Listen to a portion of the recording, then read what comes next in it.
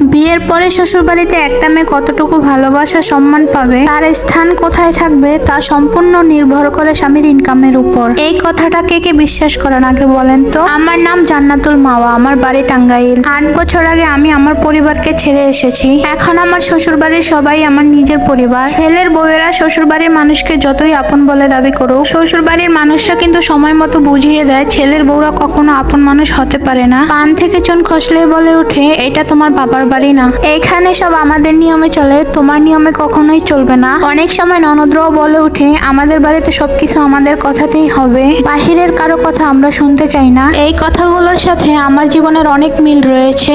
আমার স্বামীরা 3 বোন আর আমার স্বামী হচ্ছে বড় ছেলে, তাই আমার শ্বশুর বাড়িতে আমিই বড় বউ। আমার বিয়ের 4 বছর পরেই আমার ছোট দেবরের বিয়ে হয়েছিল। আমার ছোট জায়ের সাথে আমার বয়সের তফাৎ মাত্র 2-3 বছরের, অথচ বাড়ির সব কাজের দায়িত্ব আমাকেই একা বহন করতে হয়, কারণ আমি তো বাড়ির বড় বউ। যখন কোনো কাজের অর্ডার দেওয়া হয় তখন বলা হয় তুমি বাড়ির বড় বউ, তোমাকেই তো কাজ করতে হবে, কাজের দায়িত্ব নিতে হবে। অথচ বাড়ির ছোট বউ যখন বেড়াতে যায় তখন যদি আমিও সাথে যেতে চাই তখন বলা হয় তুমি বাড়ির বড় বউ, তুমি কেন ঘুরতে যাবে? তুমি বেড়াতে গেলে আমাদের সংসার দেখবে কে, রান্না বান্না করবে কে, ঘর গোছাবে কে? অথচ আমাদের 2 জায়ের বয়সের তফাৎ মাত্র 2-3 বছর। যেখানে আমার ছোট যা তার মন মতো ঘুরতে পারে, পছন্দের খাবার খেতে পারে, নিজের ইচ্ছায় পোশাক পরতে পারে, সে একই বাড়িতে আমার ক্ষেত্রে নিয়মগুলো আলাদা। আমার জন্য তাদের সবকিছুতেই না আর না। আসলে আমার স্বামীর ইনকামের তুলনায় আমার দেবরের ইনকাম অনেক বেশি। যদিও বয়সের দিক থেকে আমার স্বামী বড়, অথচ বাড়ির যে কোনো কাজে সিদ্ধান্ত নেওয়ার ক্ষেত্রে আমার শ্বশুর শাশুড়ি সেটাই করে যেটা আমার দেবর অনুমতি দেয়। সেই জন্য আমার দেবরের বউকে কোনো কাজের অর্ডার দিবে তো অনেক দূরের কথা, তার বউয়ের সকালের নাস্তা চা এসব দিতে একটু দেরি হলেই পুরো বাড়িটাকে মাথায় তুলে নেয়। একটা সময় এই পুরো বাড়ির দায়িত্ব ছিল আমার স্বামীর উপরে। তার ইনকামেই আমার দেবরের পড়াশোনা হয়েছে, আমার ননদদেরও বিয়ে হয়েছে, সংসারের যাবতীয় খরচ আমার স্বামীর টাকা চলতো।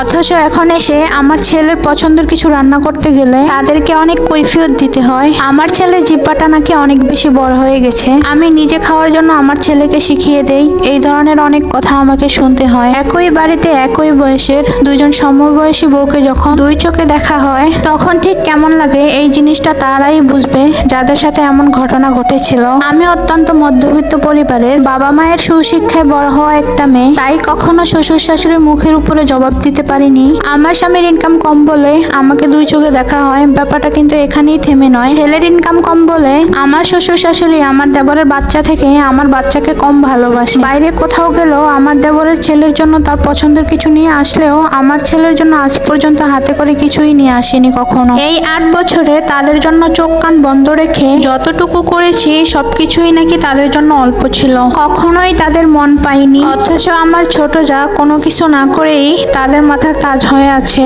আমার ননদ ননাসরাও ঠিক একই ব্যবহার করে। তারা যখনই আমার শ্বশুর বাড়িতে আসে আমার দেবরের বউয়ের পছন্দের খাবার নিয়ে আসে, আবার সেগুলো এনে আমাকে দিয়ে বলে তাদেরকে বেড়ে দিতে। কখনো আমাকে বলেনি তুমিও একটু খাও, আমাদের সাথে বসো। উল্টো তারা সবাই আমাকে রেখে ঘুরতে চলে যায়, আর আমাকে রেখে যায় বাড়ি পাহারা দেওয়ার জন্য, বাসার সকল কাজ করার জন্য। তাদের যাবতীয় যত কাজ আছে সবগুলো আমাকে দিয়ে করানোর জন্য আমাকে বাসায় রেখে যায়। এমনকি তারা আমার ছোট ছেলেটাকেও তাদের সাথে ঘুরতে নিয়ে যায় না। সব সময় বলে মাকে ছাড়া বাচ্চা নিয়ে যাওয়া খুবই ঝামেলা। আমি যদি একটু আমার বাপের বাড়িতে বেড়াতে যেতে চাই অথবা আমার ছেলেকে নিয়ে একটু একা ঘুরতে যেতে চাই তখন বলা হয় আমি নাকি সব টাকা খরচ করে ফেলি, আমি নাকি আজাইরা টাকাগুলো ওড়াই। কিন্তু বাড়ির ছোট বউ যখন সবকিছু কিনে সবকিছু করে তখন তার বেলায় কিছু হয় না। এমনকি বাসায় যখন ভালো কিছু রান্না করা হয় তখন আমার স্বামীকে না দিয়ে আমার শ্বশুর শাশুড়ি আমার দেবরের পাতে তা তুলে দেয়। আমার ছোট বাচ্চাটাকে পর্যন্ত তারা ভালো মতো খেতে দেয় না। এমনকি আমার বেলাও সেম কাজটাই করে তারা।